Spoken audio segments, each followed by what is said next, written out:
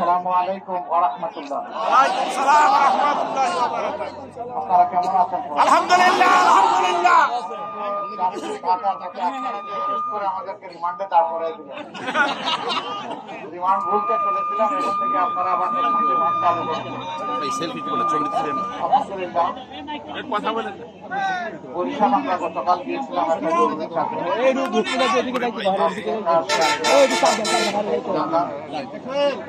আল্লাহ তাআলার দরবারে দোয়া করি আমাদের এই মুলাকাত আমাদের সকলের জন্য কল্যাণের কারণ হোক।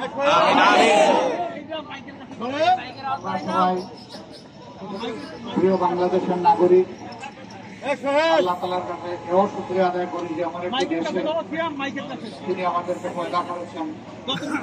এই দেশে অতীতে অনেক বলি বুজুর্গ, আউলিয়া, গৌস, কুতুব, উলামায়ে কেরাম, মাশায়েখে ইসলাম বাংলাদেশের এক প্রান্ত থেকে আরেক প্রান্ত চষে বেরিয়েছে। এর পাশাপাশি এখানে অন্যান্য ধর্মের অনেক গুরুত্বপূর্ণ ব্যক্তি জন্ম নিয়েছে। আমাদের এই প্রিয় দেশটি বিভিন্ন ধর্ম, বর্ণ এবং বৈচিত্র্যের দেশ। আমরা মিলেমিশে এখানে যুগ যুগ ধরে বসবাস করছি। ইসলাম মানুষকে শান্তি দেওয়ার জন্য এসেছে, মুক্তি দেওয়ার জন্য এসেছে।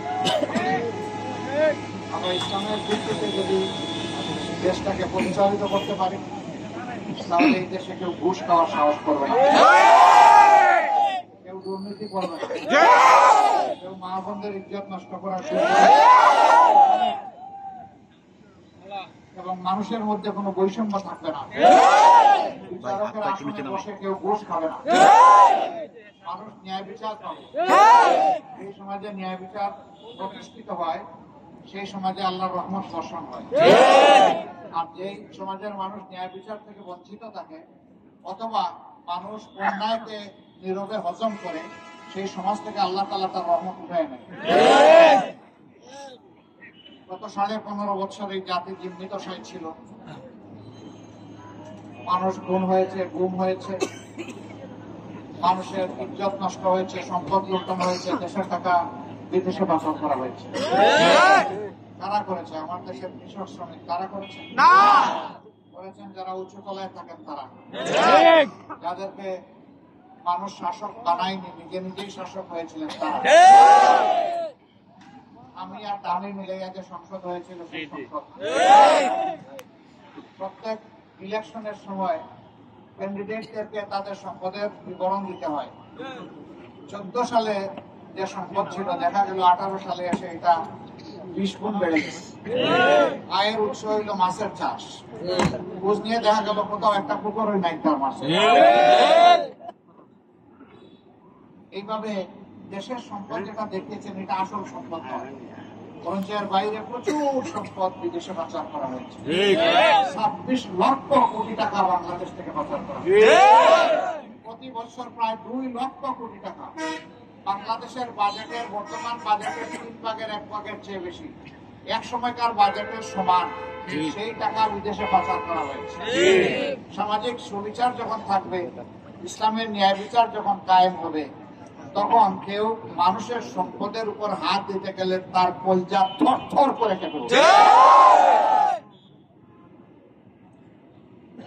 ইসলাম শুধু মুসলমানদের জন্য নয়, ইসলাম শুধু মানুষের জন্যও নয়, ইসলাম তামাম সৃষ্টির জন্য।